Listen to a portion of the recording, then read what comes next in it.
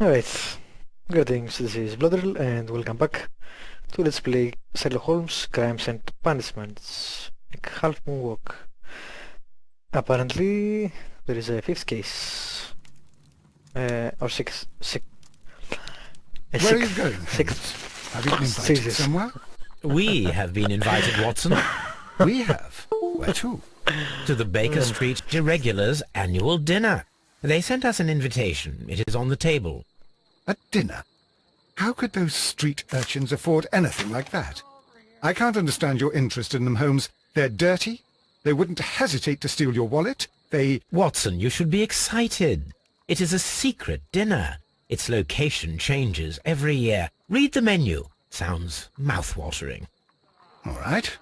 We, the secret police of Baker Street, invite you, Sherlock Holmes, and Dr. Watson to our annual dinner. Menu, entree, frozen rat head salad. Is this a joke? Not at all. Pray continue. Main course, sow's udder in Danny Nutcracker's way. Sounds disgusting, Holmes. Hedgehog goulash. Street turnips in homemade juice. And it goes on. I can hear them on the stairs now. Oh, we can't go there. We can't eat that. Watson, you'll hurt the feelings of those poor children. We have to go. Oh, Mr. Holmes. It is fine, Mrs. Hudson. Mr. Holmes! Wiggins, Dr. Watson is getting ready. He will be delighted to join us.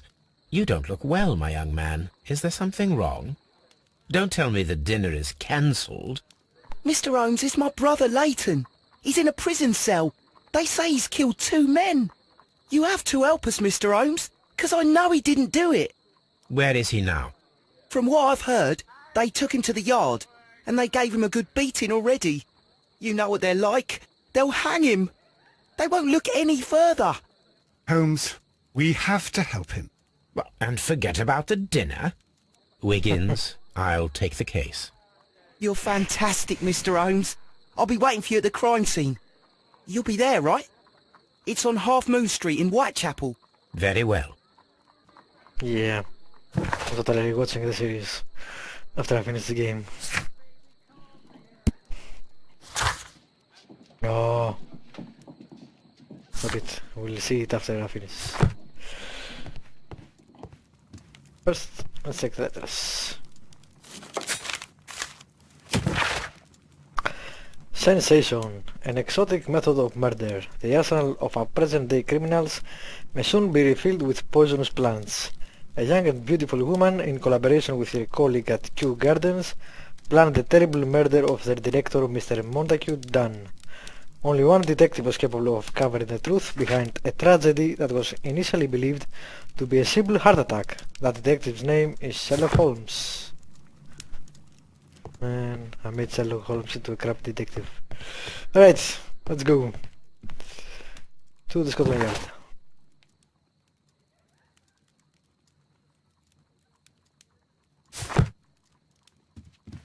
There.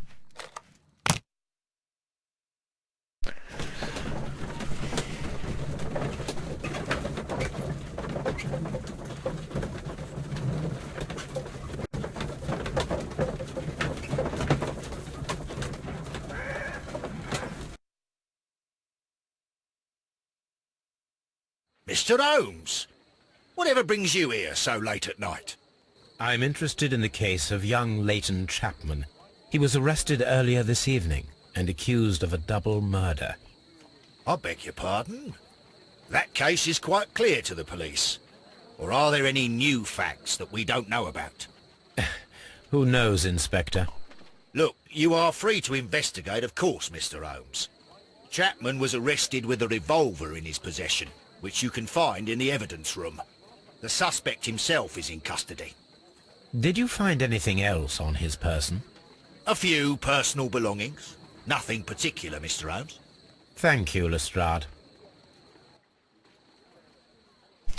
I liked how they not only changed completely his the way he looks, but they are now friends.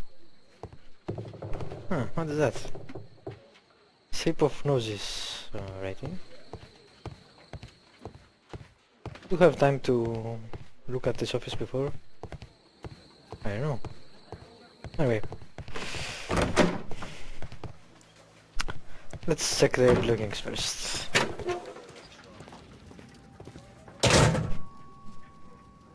So this is the gun that Leighton was holding when he was caught by the police. It is a Webley revolver, a reliable weapon. It seems as though the shells were not removed from the cylinder.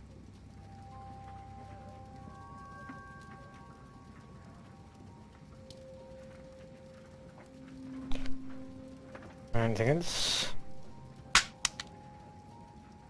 2 shots fired. 2 out of the 6 shells have been fired. There were 2 shots. These cigarettes are filled with cheap tobacco. Nothing interesting. A cheap watch, bought with his own money, no doubt.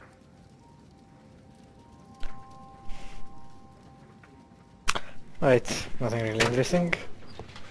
Let's speak to the brother. There,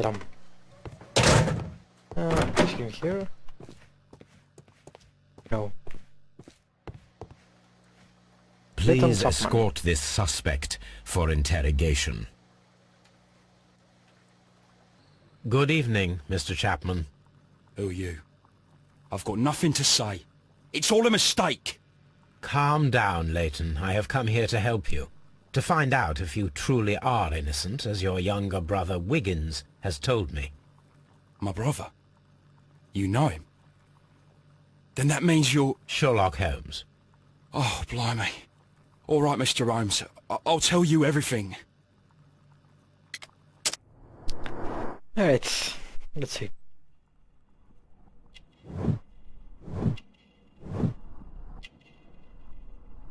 Yeah, no shit. We're up on the street, we know that.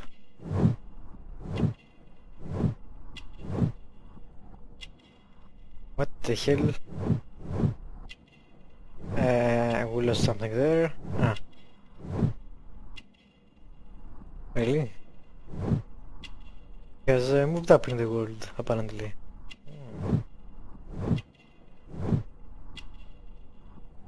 With the crime, yeah, no shit.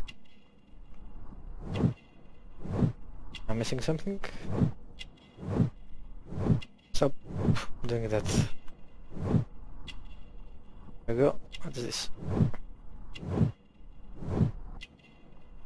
I didn't see anything. Let's Good. get it, alright? Tell me your account of what happened. I left my work, and I hurried up to see the fireworks in Whitechapel.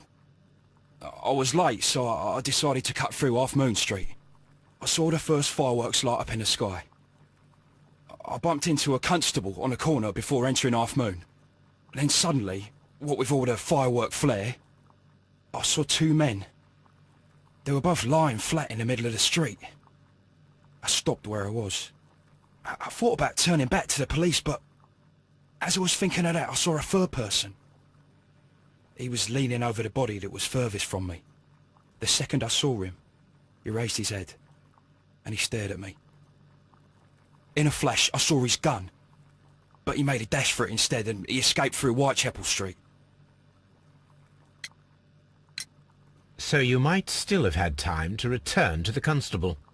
I panicked. I didn't know what to do. Anyway, I approached the bodies just to see if they were still alive.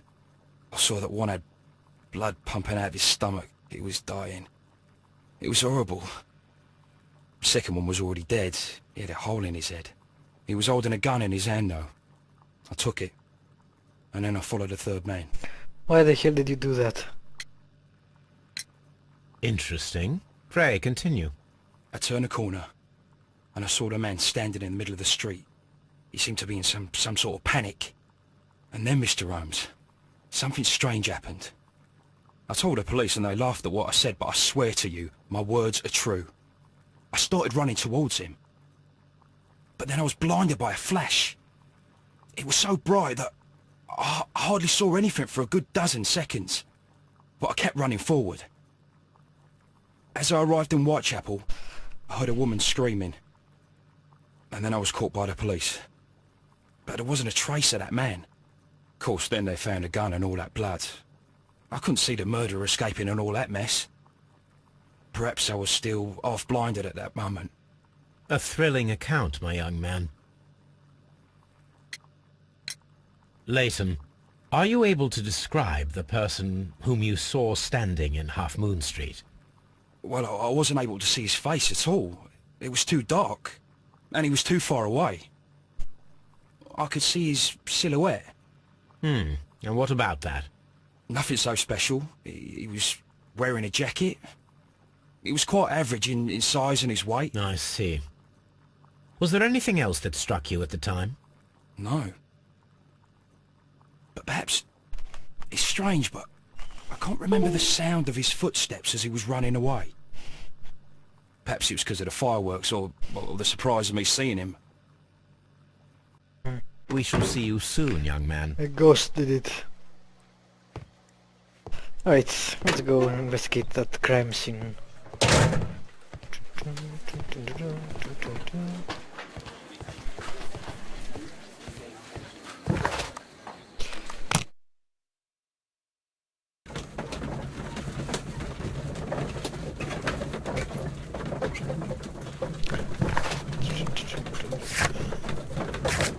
We have nothing. Alright. Let's see. His 20s and is working his older brother. Growing up on the streets and being a hot-headed lad, he committed a crime for which he served time in Westgate prison. Okay. Nothing really exciting. Ah, there we go. We have some Locked. maps on the outside. Yeah, I don't like how limited they made this game. In the previous one and the one before that, you could explore quite a bit. It was not open world, but still the maps were far bigger. This game is too linear compared to the other games, anyway.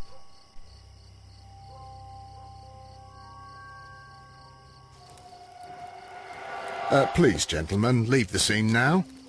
Oh, Mr. Holmes. Is that you? Good evening, Constable... Constable Marrow.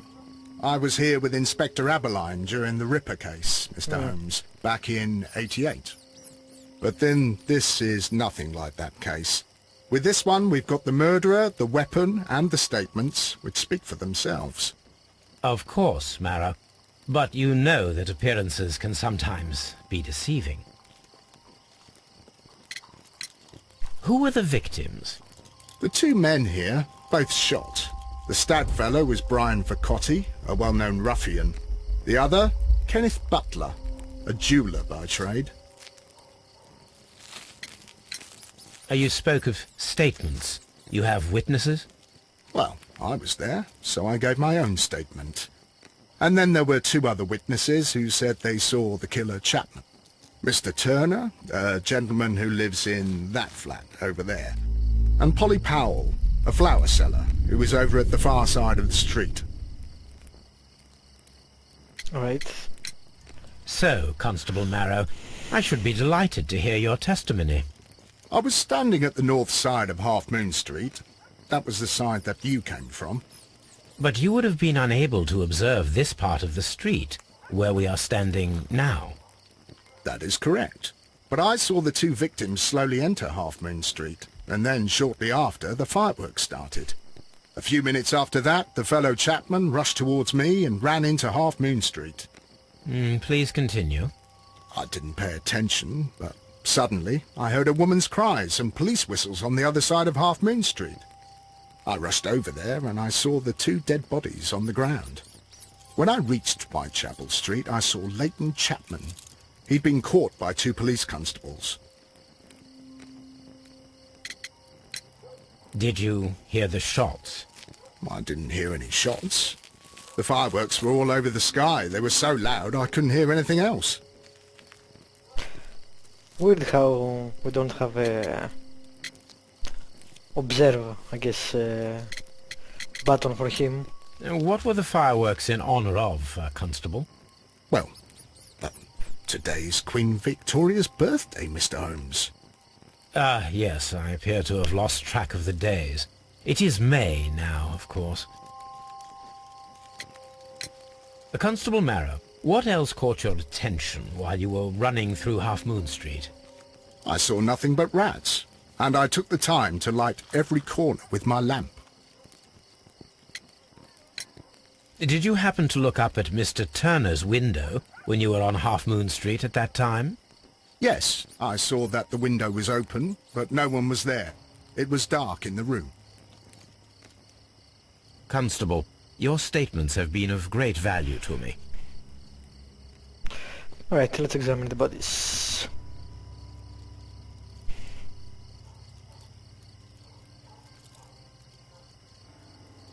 He tried to stop the bleeding with his hand. Death was not instant.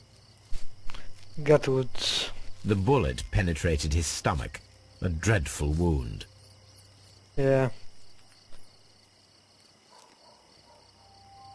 A tattoo from Westgate Prison. Vercotti must have done some time there. Brian Vercotti and Leighton Chapman both have Yeah. identical Westgate Prison tattoos. They were most likely acquainted. Blood against... That's grimace. Jesus. Brian Vercotti suffered greatly. What a terrible way to die. All ways to die are terrible.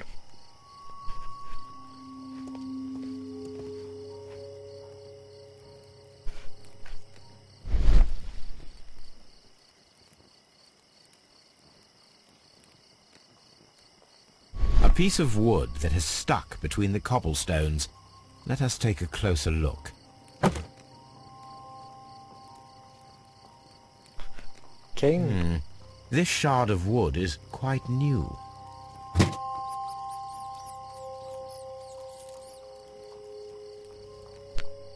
The bullet struck his head.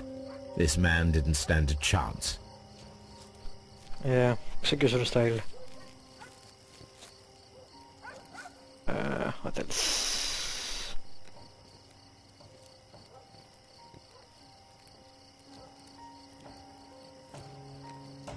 I'll take his gun. This is an ordinary key. I wonder what kind of door it opens.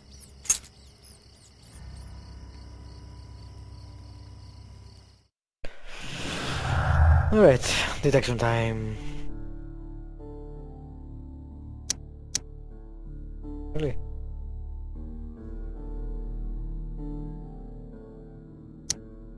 That should have been something. But alright.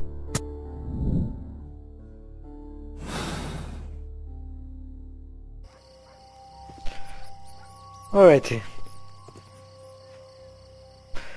I think I'll end this episode here and pick up next time. Thank you for watching. Subscribe and like if you want to.